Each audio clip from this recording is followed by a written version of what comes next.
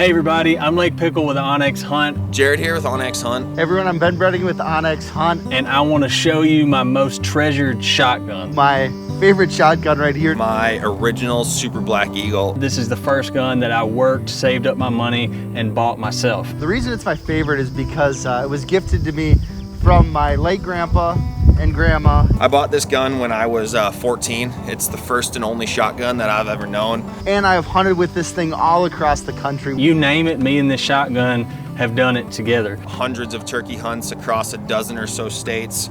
We've chased snows, we've chased mallards. And waterfowl hunting all across the Mississippi Delta. It's shot and missed turkeys in I don't know how many different states. Snow geese all the way down to the flooded timber of Arkansas, salt marshes of Louisiana.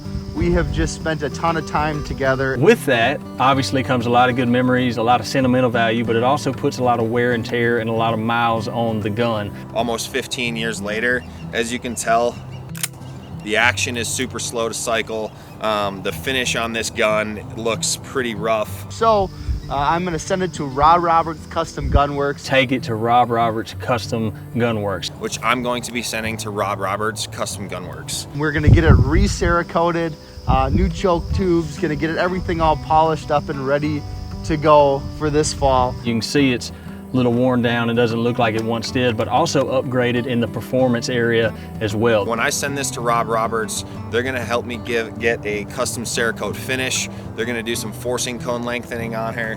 I'm gonna get some triple threat choke tubes, and they're just gonna help me breathe some new life into this gun to hopefully get another 15 years out of her. You know, my goal is just to preserve this gun.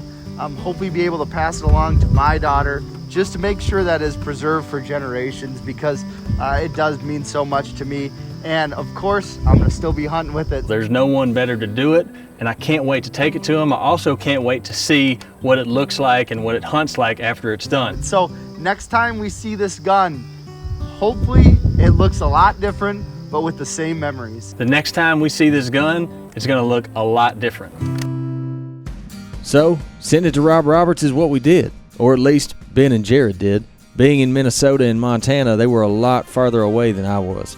But I couldn't pass on the opportunity to drive up, drop it off myself, and spend a little time with the man himself, picking his brain on just what exactly he could do to make these guns their absolute best. And let me tell y'all, they have a full-blown operation up there.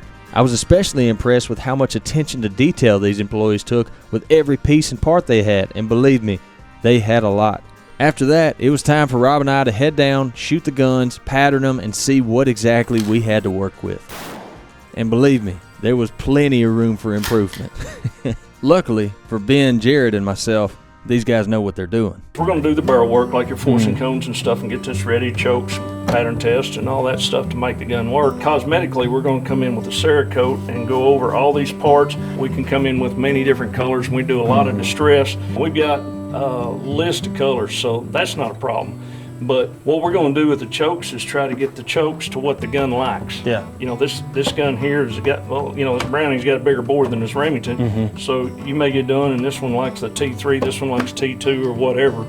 But we're going to try to get all into your mid-range where you're not fooling. You don't worry about your choke at that. All you got to do is get your shell and worry about where the ducks are. Right. So when you say a duck pattern, how does that translate over? What are you looking for in a duck pattern? Because certainly you're not wanting the same thing as a turkey pattern. The turkeys are more into pellet counts.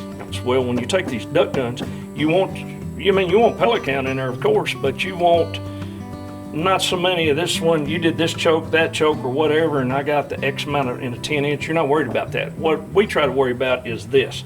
We want a kill zone, you know, somewhere around the 24-inch, somewhere in that diameter that basically when a duck comes through it at different ranges, he's dead. We like to go in, and if we see a customer's gun, for example, if we take your gun out here, which we shot it earlier to see the befores on it, but if we take it out there and we notice, hey, this gun's shooting 2 foot to the left and high, well, you need to know that. Right. And we're going to try to see what's going on there, because that's why you're not killing ducks. Right. We have these pattern analysis machines. It's telling you how many pellets in a 10-inch, 20-inch, 30-inch circle.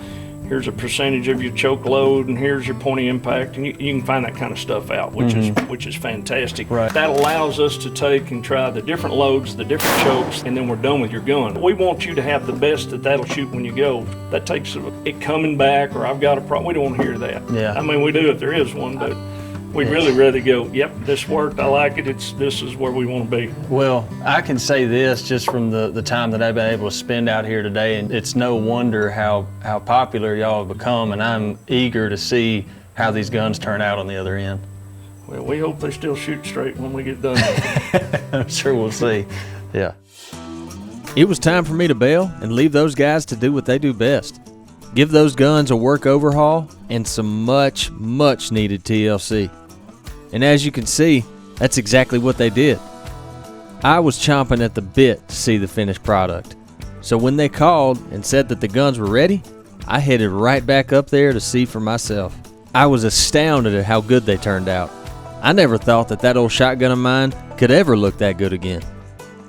I also couldn't believe how much better they shot. I mean, look at that. I think we can all agree we've come a long way from where we started. At this point, there wasn't anything left for us to do except get these guns out in the field and see how they hunted.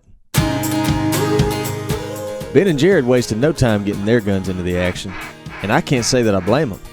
Ben headed to the Dakotas to see how he could do with some early season waterfowl.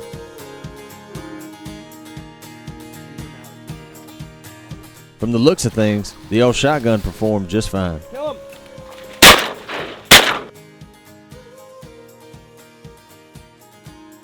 Meanwhile, Jared in Montana, I think he was plenty happy just to have an action that functioned properly again, and a gun that he could hunt with that was reliable. So at this point, that left me being the only one that hadn't put their gun to the test yet. But that's nothing that a January hunt in southern Arkansas couldn't fix.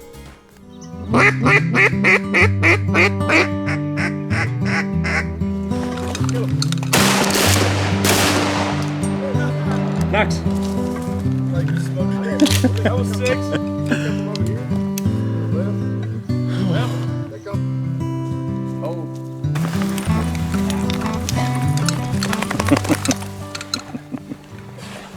This is the first duck that I've killed with this gun. That's crazy cool. I bought this gun when I was 18 years old, and it was pretty worse for wear. And it's a little muddy right now because the conditions we're hunting in, but man, Rob did a good job with this gun. That's too cool. I thought I was gonna have to retire it. Now I think I got a decade more hunting with it. I think I can speak for the three of us in saying we'll be hunting with these guns for a long time.